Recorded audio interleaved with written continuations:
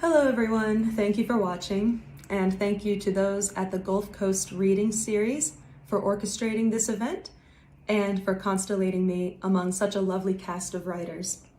I hope you enjoy. Securities. I would prefer not to. Bartleby, from Bartleby the Scrivener.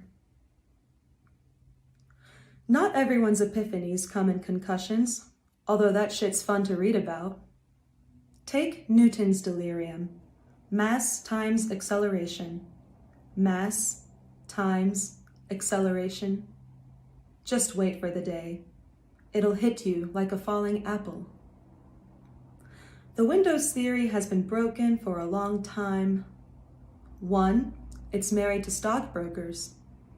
2, inertia yields graffiti upon graffiti walls, all you can see from this office building, and gives birth to legitimate crimes.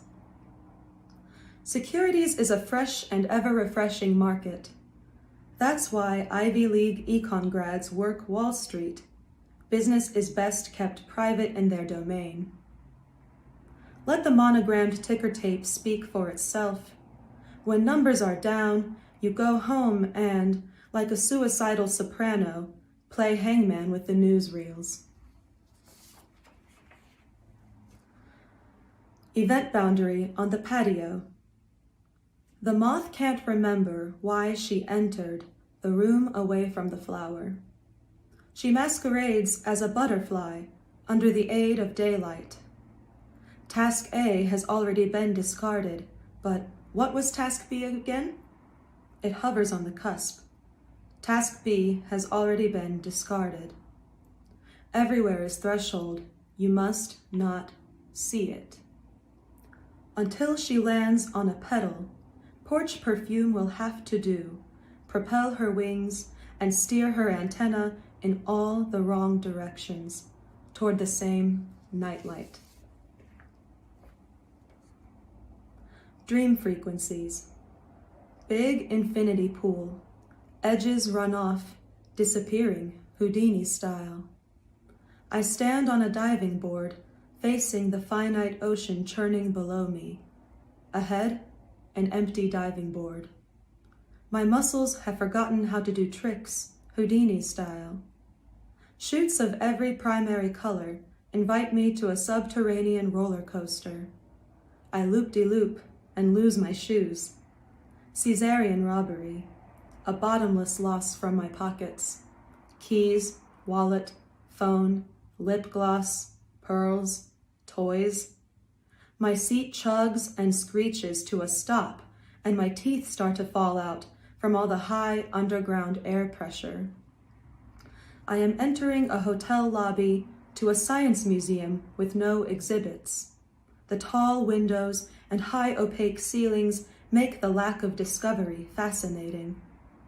The standby static of an impending massacre lingers. I am shot in the heart by a pop gun from someone, and a car crashes without a sound into a display with an empty platform. At once, I am shot up an elevator with my sidekick, an old neighborhood friend.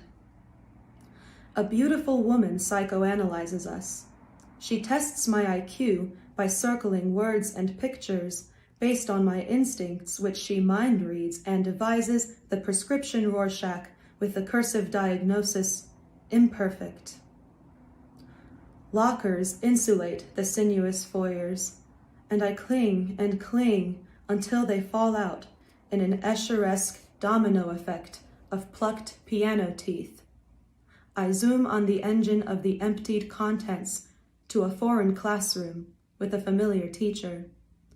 She looks at me and grins. Books and papers circulate among the echoing chatter of strange peers.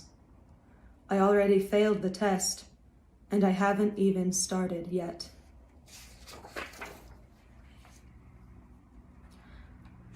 Church Mouse Lament. 1. God stenciled a cherub on my jail cell wall and whistled at the chained angels. I wasn't aware of coal mines, but he galvanized my throat, and, at once, I was his yellow-feathered sentinel for signs of sin.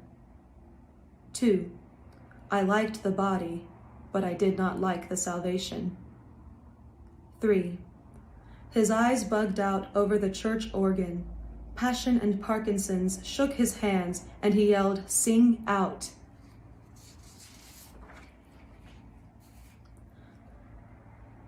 Tea time with Nani. I touch a finger to my lips, the cue for Nani and me to bow our heads, close our eyes, and hush. Our secret to polished silver and Earl Grey. She blesses the family I count like sheep in grandfather clock rhythm. My mouth waters for Milanos in their crepe cup poise as my eyelashes, in squint scope, filter antique sunlight, flooding the window, pouring all over the tea set, shedding her prayer to flush, dust to dust, her face powder, once she opens her eyes and smiles, into a blush.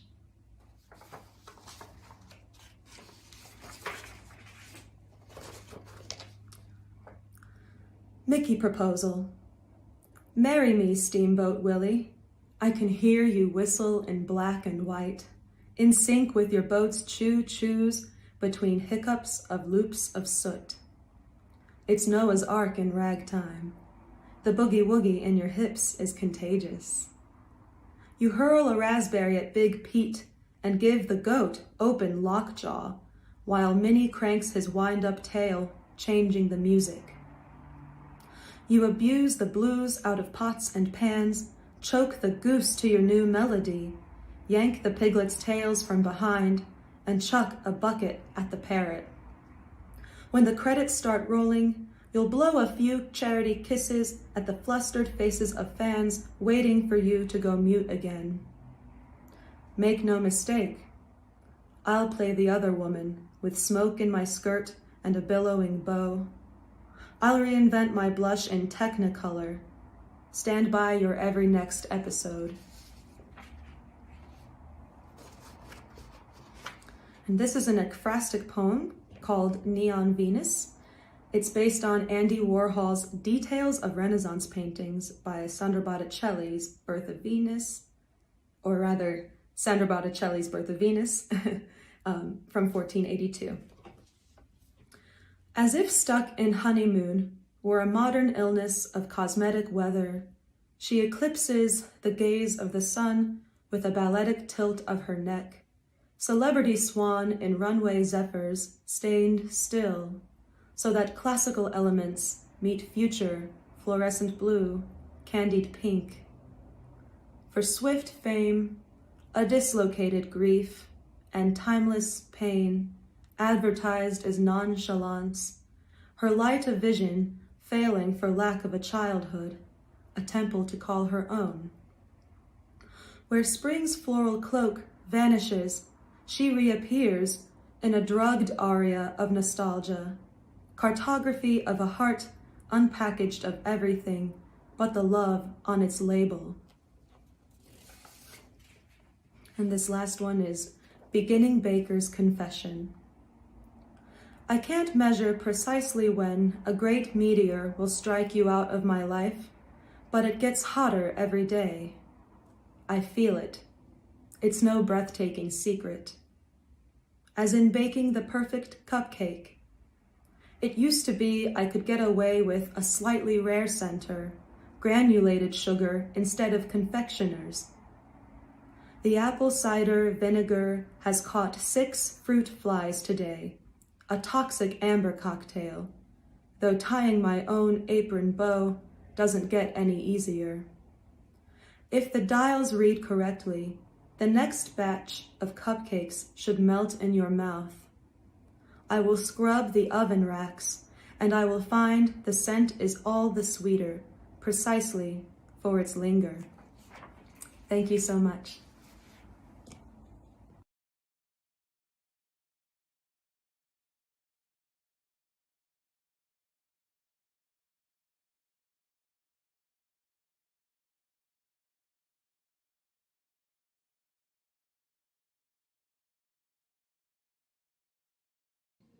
Hey, thank you for tuning into the Gulf Coast Reading Series. My name is Brendan Stevens. I'm a fiction writer at the University of Houston, and I'm going to be reading from the first chapter of my novel in progress, tentatively titled Dissolved into Light. Parker always paid attention to the light. There wasn't anything else worth noticing. As he drove, his eyes kept drifting from the road to lavender clouds, delicate as insect wings, against that fluorescent horizon, leaving him dizzy with beauty. An eye for light made Parker a good amateur photographer, which often surprised his local clients because no one assumed that a lanky metalhead might actually have some taste. Not that they thought that highly of themselves. These were mountain folk.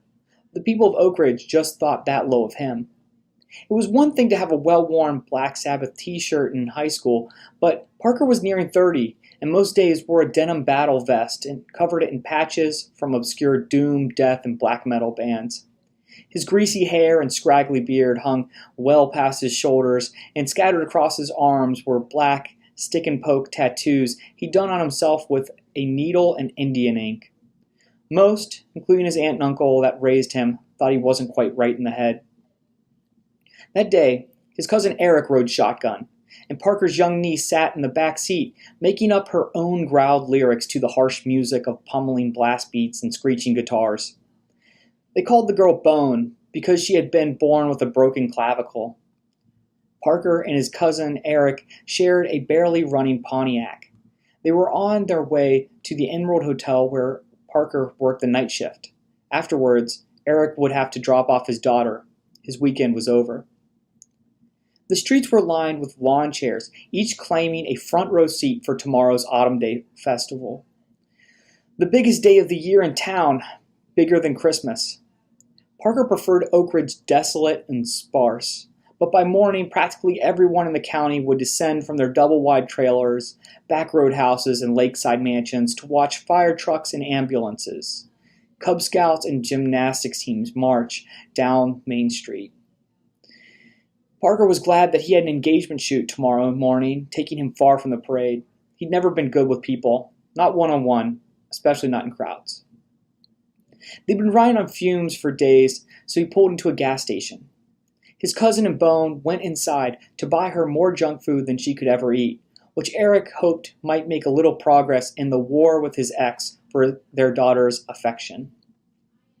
As he pumped unleaded, Parker noticed a raccoon sprawled out in the fading light by a patch of gravel, belly up, legs pointed heavenward like evergreens. He left the pump running, popped his glove box, and removed an old Pentax camera. Years back, he'd scored it and a load of darkroom equipment out of a dumpster when he had heard that the school's old art teacher had given up the ghost. The fully manual camera was built like a brick and nearly indestructible. Parker brought it with him everywhere. He approached the dead raccoon and squatted down to shoot a few pictures. Through the viewfinder, he saw no obvious trauma, no cat claw marks, no tire tracks, no bullet holes, no blood, nothing, period. It was just dead, and that was that. The dark fur shimmered blue-black and would be even more striking in grayscale. As he was about to snap the picture, he saw a man emerge from the woods in the distance. Parker zoomed in on him, a smiling man with oversized eyes, larger than Parker had ever seen. The smiling man wore work clothes like a telephone lineman or a lumberjack. Parker found the man perplexing, the strangeness of his aura, his unsettling grin, his uncanny features, how he wandered from the trees as if he'd always been there. Parker couldn't help himself. He snapped pictures of the smiling man, the dead raccoon lost in a creamy blur of bouquet in the background. "The hell are you doing?" someone said. Parker looked up. Two guys, frayed baseball caps, worn jeans stained with motor grease, stood over Parker. They could have been 20, could have been in their 40s. This place aged everyone far too fast. The one that had spoken had shoulders like an ox and a lip full of chaw. The other wore a t-shirt with the sleeves cut off, showing off a tattoo of a copperhead against a stars and bars backdrop. A tattoo so fresh it still peeled.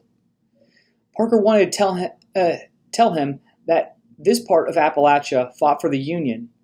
There had never been a proud heritage of Southern aristocracy around Oak Ridge. This was an area of low-wage white trash.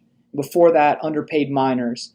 And before that, farmers with land that had long winters and short growing seasons. And before that, broke frontiersmen and fur traders. And before that, nothing. The Iroquois nation didn't even have use for these mountains. But explaining that to people just pissed them off. Parker had been down that road before. It never swayed anyone. Parker turned to the dead raccoon and tried to approximate his settings. Usually he thought in aperture, shutter speed, and ISO. But his mind blanked knowing that the two guys were still watching him. "You hear me?" Chaw said. Parker nodded. "Then why aren't you answering?"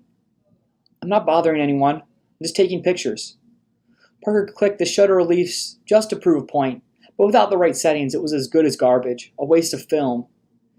This was one of the few times in his life where Parker wished he was satisfied with digital cameras, maybe even content with something like shooting with his phone. "Did you kill that raccoon?" Copperhead said. "Sacrifice it to the devil?" "No, I'd never do that." He didn't tell them that he didn't even eat meat. As far as he knew, he was the only vegetarian in the county. He'd given up meat when he was 16 on the day he discovered a vegan death grind band, their albums full of guttural growls and squealing guitars and glory lyrics about humans forced into factory farms. Something clicked in Parker back then, and that's how he was, stubborn. When he became fixated on something, he'd commit forever. Chaw said, "What's that on your shirt?" Parker had to look down, because clothes meant nothing to him. Every morning, he just wore one of 3 identical pairs of black jeans and whatever band tee he had on top of his clean clothes pile. Today, the band name was an illegible scrawl above an old church in flames. He didn't answer. The one with the copperhead tattoo said, "Around here, you could get your ass kicked for wearing something like that." Maybe it's not too late, Parker thought. I could slink past them, hide in the car until Eric comes back. Copperhead put a heavy hand on Parker's shoulder. "Hey, look at me." Even if he tried, Parker knew he couldn't make eye contact. It had always been too much to handle, feeling like a parasite needling its way down his spine for every hideous second of connected gaze. Where the hell was Eric? This sort of thing only happened to Parker when he was alone. Copperhead said, "I don't like your shirt. Take it off." Were they joking? Parker couldn't read people that well, especially humor. "I don't have anything else to wear." You should have thought of that before you wore a sacrilegious shirt. Chaw spit out thick black saliva. "Yeah, what did you think was going to happen?" Parker sloughed off his shirt and handed it over.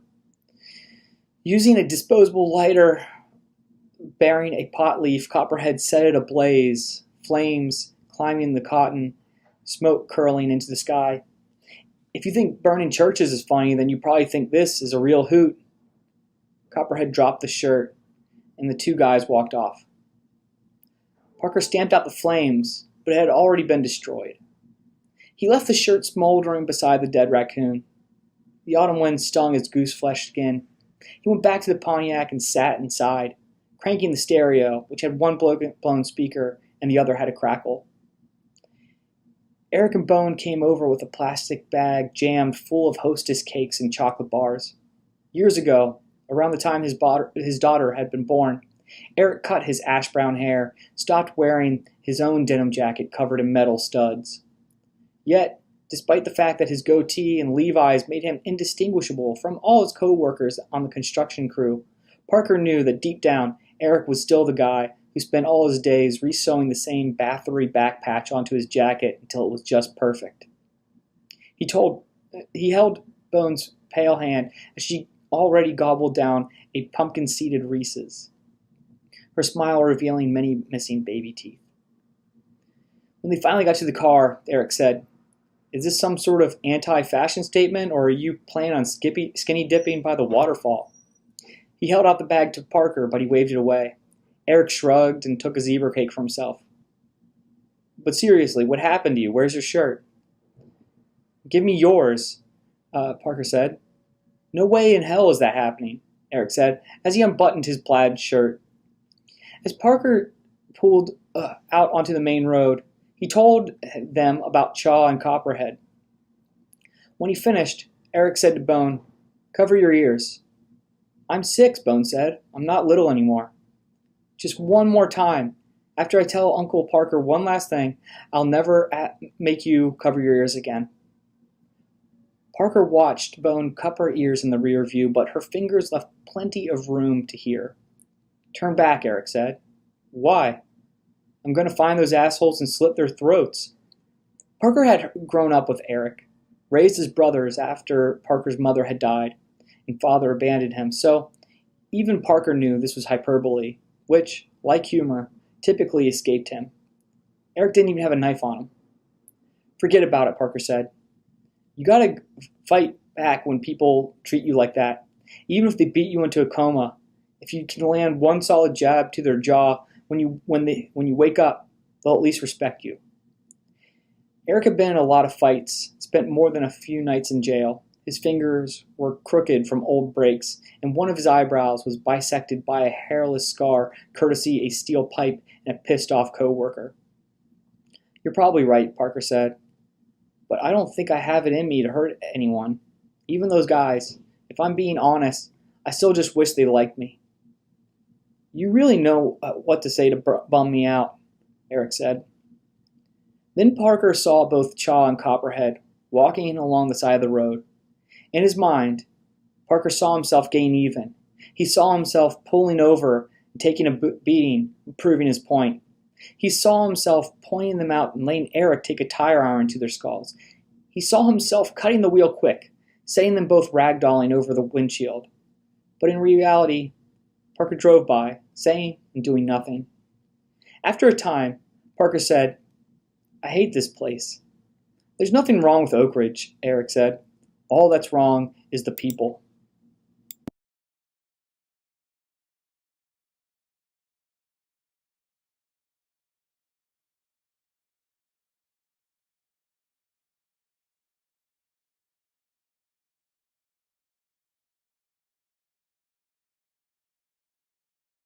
Hello, thank you to everyone who's watching tonight, and thank you so much to Gulf Coast, to Emily, and everyone who's made this possible.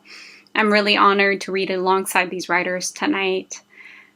So I'm going to read from a manuscript called Rex, and it circles around the great auk, a flightless seabird that was driven to extinction in 1844. And I'm only going to read one thread from that book. It's around a character called Witch Auk. When we are found, we will be fused. Witch Auk is not in a hurry, though hurricanes skitter on the Gulf like dogs along a kitchen floor. Just to make her drowsy, I've fed her more milk than is good for her, tied the leash beneath her beak. Now she keeps her eyes sheathed, though I say, look, this will make us famous. Just transform the storm back to sea. She's stopped looking. Sometimes a shiver rises out of her chest, blurs to the tips of her wings, the way a hot gust lurches, pain from nothing we can see. What, after all, isn't past saving? There are many ways the world can end, and some have already happened. We mount a dune, tar zebras the beach, and the blonde gob of hurricane like a lion over that horizon peeping. I tug the tether, but when I look down the beach to where a single claw lifts from the sea to test the sand for tension, she hops with her beak to slice my arm. The part in a curtain, that thin sheet of helium between the water and any savior's feet. She steps out of the leash and into my arms. Witch Auk, I'm sorry. I rub sand into my cheeks, rub the nose and eyes off of me as the storm charges, a mane of tin tarpon cresting before it, fuel and festoon for the beast. Though she is all that I have, Witchock gets lonely. The motions. Peeling palms apart. Oily aftermath of pretend prayer. I did what I was told. I knelt and made motions. Likewise, when X asked what I saw, I said visions. Y says to be loved, you cannot impose. When the storm shut its fist around a one-roomed hut, it caged you, Auk, and 3 sailors inside the same exhibit. This made them squirm. When they heard you, bird, not chirp but muster incantation, like a witch, they said, saw the whites of your eyes turning inside their own intelligence. What could you expect to happen? Z says I got what I deserved, for my words always swerved in the wrong directions, burned little fits and holes into my hosts. So I fell on my knees, beat my lungs clean, smashed ants with my thumbs, stapled fur onto fur, pointed, disappeared into pointing. Sliced the soles of my feet, the only skin no one can see. Meanwhile, in secret, slipped off my socks, squirmed on the earth, took wild strawberries into my mouth without the aid of fingers. You dozed beside me in the grass till they came down with stones. No worse than my crime. I did not want to live, even as you ascended, against your will, through their invention.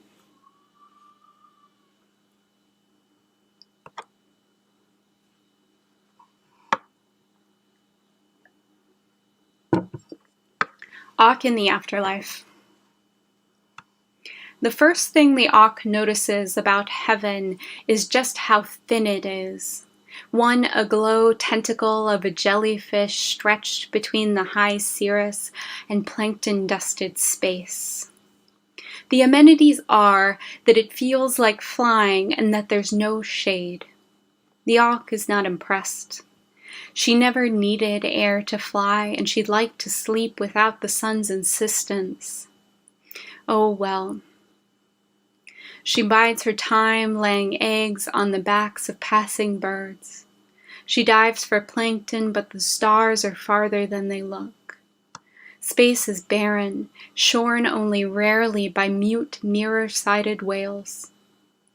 She floats for some immeasurable period on the tufts of a great conversion, the people of St. Kilda, Christian at long last.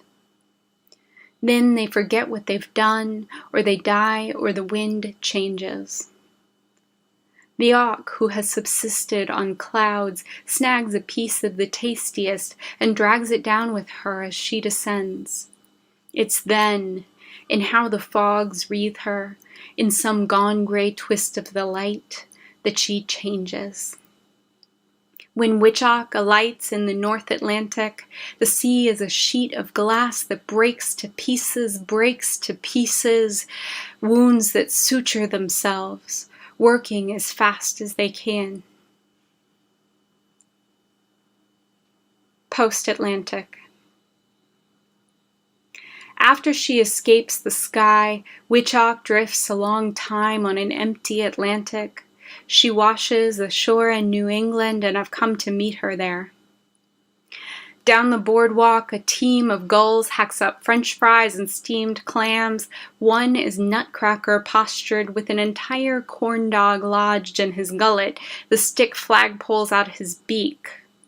But look, the ocean always clung to its bounty, and now unpalatable fish float inert and crooked like boomerangs, the crabs too oily in their mood-ring shells.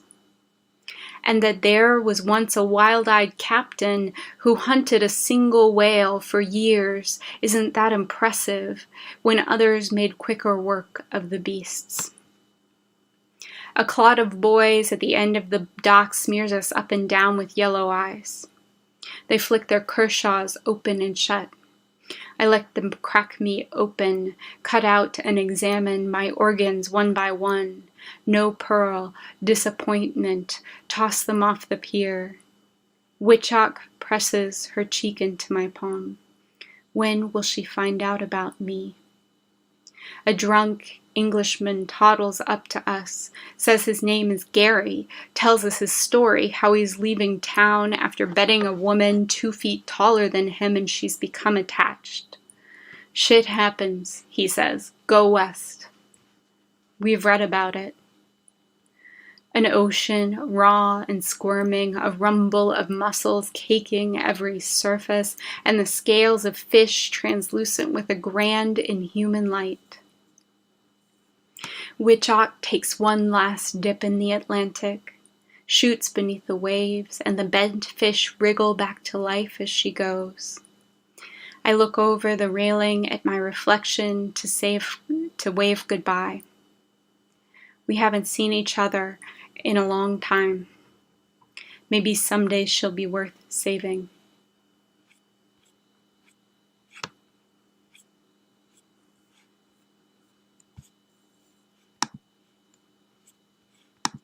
Self-portrait skinning 23 ox. A little rasp in its throat whittled the exhaling air. The auk laid down at last and stayed there, its breath so quiet I didn't know when it gave way to a greater quiet. It watched the mound of birds shrink to the left of me, while the mound of skin and bones grew to the right of me. I'll show you on my arm what we kept. The bird, she, having come to the end of swimming, lifted the nictating membrane from each eye, saw all of this clearly. I remember my mother showed me how, on a chicken's body, a cloud shifted over my eyes, and I thought that I never could. But there is pain at every stage of becoming a woman, or a woman is anything used to pain. I'll show you how I tallied the days on my ankles, the soles of my feet, where the skin still belongs to me. How when he came at me, tried to rip off my shirt, I kept laughing, laughed even as I called for help and no one came. 2 people sat outside that room watching movies, snug in the knowledge that you get what you have earned. I emerged smiling. I knew right away that it is better to bury the word, cloister it like a seed. A woman is someone who can clean blood out of anything. I write this poem bleeding. I make you watch me peel the fat from the skin. I make you look directly at it. I can see it most of the time and not suffer. And I can tell you the color of the eyes when the membrane lifted, hazel. But this is your mistake. To think those were the real thing, the fog, the haw, how she protected herself against invasion flooding. Her eyes were the membrane. We're going to skip ahead to the end of the story when we've traveled from the Atlantic to the Pacific and found the Pacific less than what we expected. This is the last poem called Us in the Post-Pacific. Look, Witchock, whoever has ever owned the whole sea has made it tiny, shallow in its skins of oil and cups, slug-tongued with sunk hulls and the drug of smearing warmth. Who has owned the whole sea think they too own us, but they don't, do they?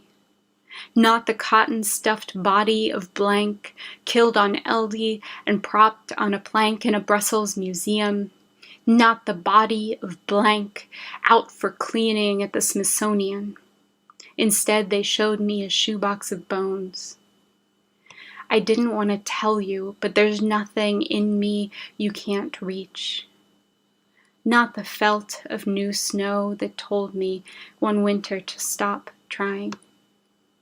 Not that lunchroom table where I said too much and never will again. Not the bottle of cognac a man whose name I've forgotten brought to my door and I let him like I was a machine. But he doesn't have me. Do you understand? Nor the ocean, whatever he calls it.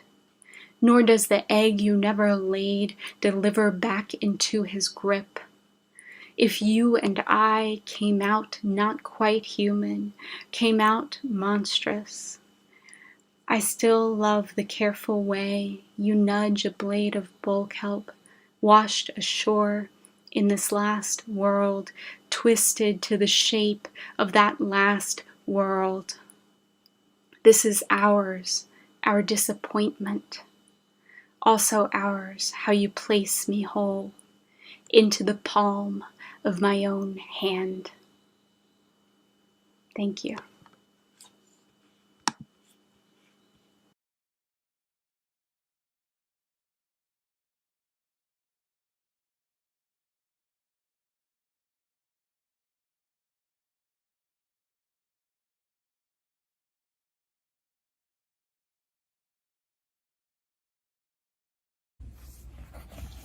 Black Hollywood.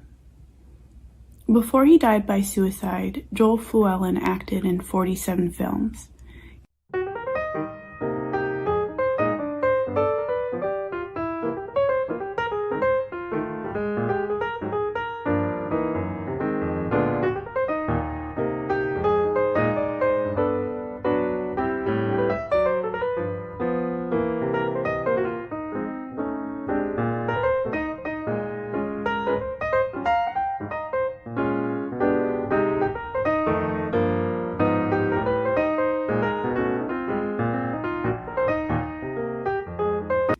He was Matambo, Molu, Arobi, Tick, Bragg, Bobo, Abram, Williams, Robin, Charlie West, Jimmy Judson, Bill Lake, Lester Johnson. He was Sam a few times. As a teenager, Joel got into an altercation with a white man. By the time he got home, his mother had packed his bags. He lived, my father tells me, in a hobo camp, jumping trains. He rode out to Chicago and ended up in Los Angeles, where he started acting. Toward the end of his life, Joel lived not far from our apartment in West LA, right off Pico Boulevard. My father was interviewing black actors at the time, and Joel introduced him to everyone there was to know. So wait, what were you doing the story about? Like, what was it for? This Pumpkin, I was just doing research on Black Hollywood. Just for yourself? Just for myself, yeah. Why are you laughing? He does this sort of thing, gets on an interviewing kick, accumulating tapes that fit into categories like Black Hollywood, painters in the south of France, Ollie Harrington, and Afro-Germany.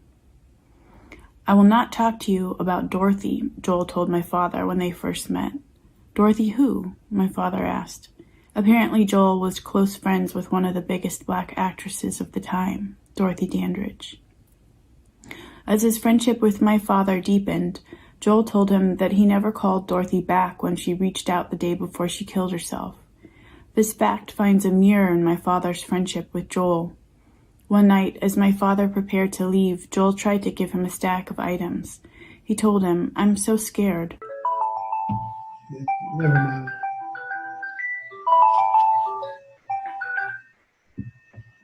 Anyway, he had told me that he was so scared. I'm so scared I don't know what to do. I said, scared of what? He said, just, and then it all came together. what he was afraid of. He was going to shoot himself. My father tried to comfort him, told him he'd come back later, but he had somewhere else to be. The next day, my father couldn't get a hold of Joel, so he called the fire department and they broke down his door. "You don't want to go in there," they said after taking a look inside.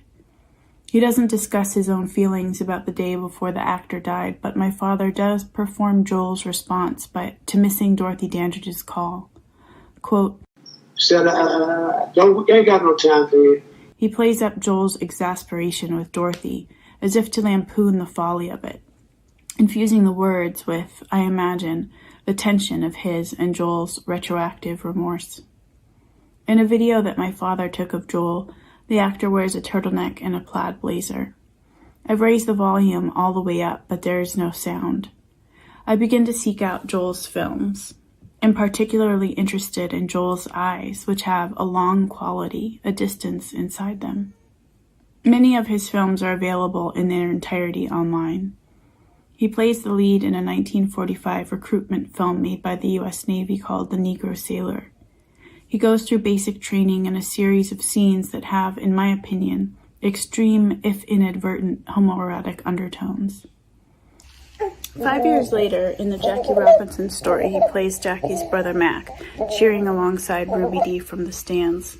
It's hard not to superimpose Joel's actual life onto these scenes, to wonder what it was like to be young and gay and black in LA in the 1940s. My father recalls that Dorothy Dandridge told Joel some gossip about a man and a woman who were both having an affair with the same director. I find a photograph online of Joel sitting beside Dorothy Dandridge and Burt Lancaster on the set of Run Silent, Run Deep.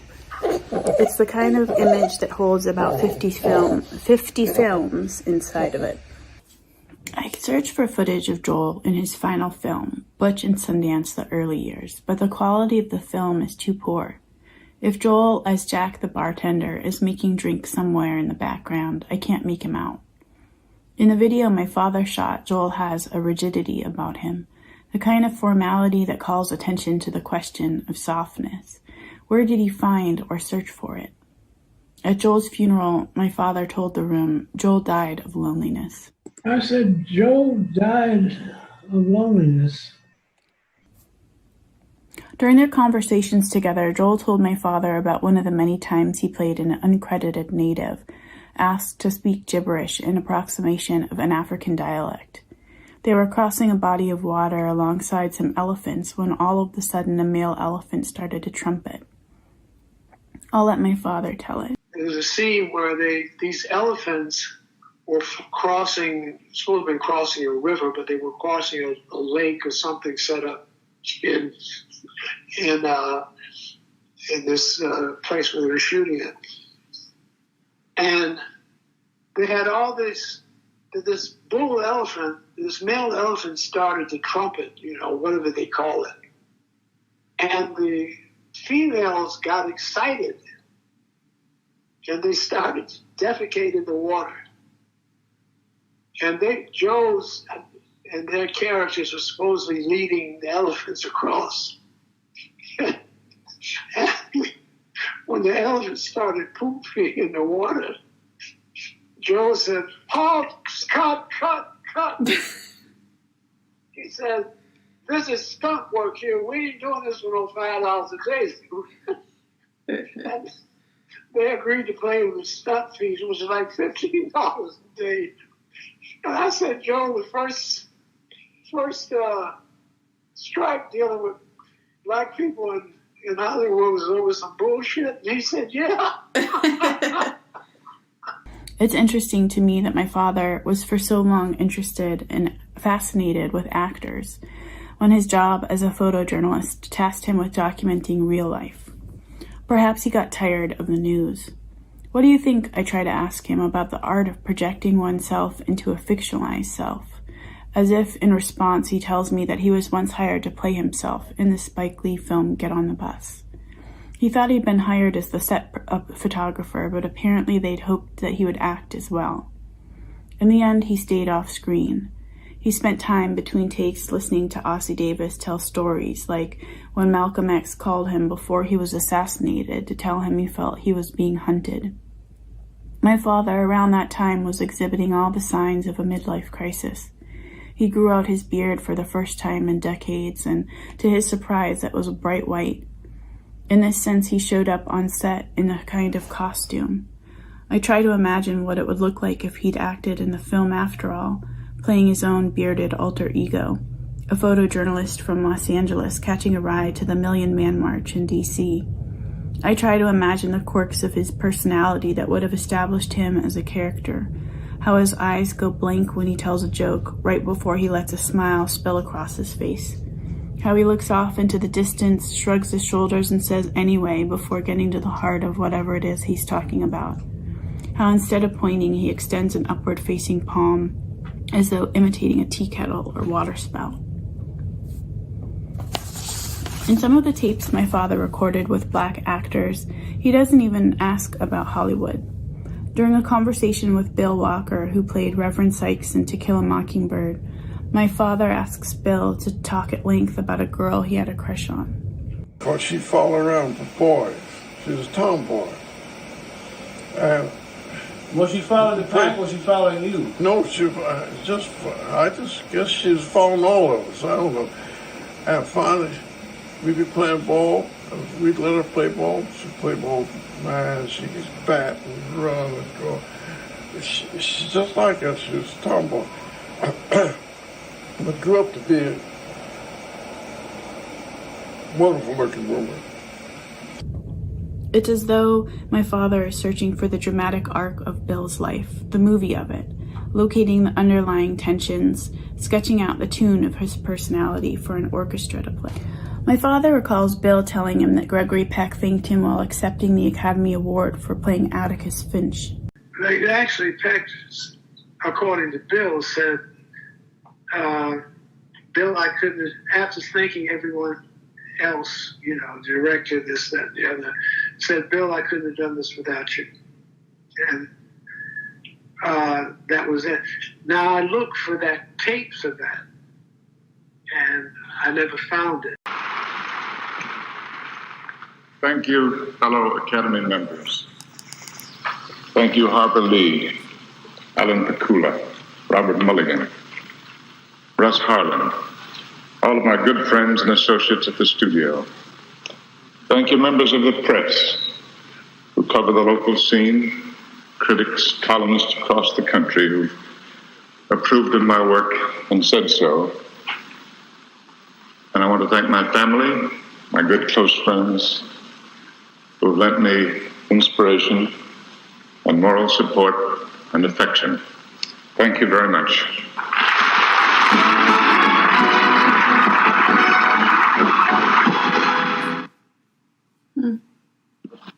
Wasn't there, huh? Well, maybe it should have been, but... Well, that's what I said, I mean, it could have been something that he said walking out, and I don't know. Watching the speech with the expectation that it will end differently reminds me of when La La Land was given the award for Best Picture. But in that case, the impossible happened. Remember? The La La Land people were 3 speeches in when it became apparent that Moonlight was supposed to take the award. A producer snatched the card away from Warren Beatty and showed it to the room. And that was really upsetting. Very upsetting. The camera zoomed in to verify. The producer of La La Land sounded frustrated, as if he understood the way history culminated in the moment, and he wanted to give Moonlight its proper due. Another actor with whom my father became close friends was Bia Richards. You might remember her from the adaptation of Toni Morrison's Beloved, where she played Baby Suggs, preaching in a sun-dappled forest. She says, "Let the children come. Let your mothers hear you laugh." And children swarm around her. I mean, she was this old woman out. It was like she was preaching a sermon, children gather round and this, that, and the other. And it was all ad-lib. Huh. It's just something she did It was not written down. In the documentary Bia Richards, A Black Woman Speaks, the actress says, "My father was a minister, a preacher, they called it. My father was a poet, a good poet. He sang his sermons. He sang them. There was a truth. It has a ring, they say, that makes the hair stand on end. Or the goosebumps jump out. A chill runs down your spine. He had that magic. Oh, if I could have been that kind of actress that my father was a preacher. Oh." Her manner, which gives me goosebumps, explains why my father would call her periodically and say, "I need a Bia fix." Bia was magic.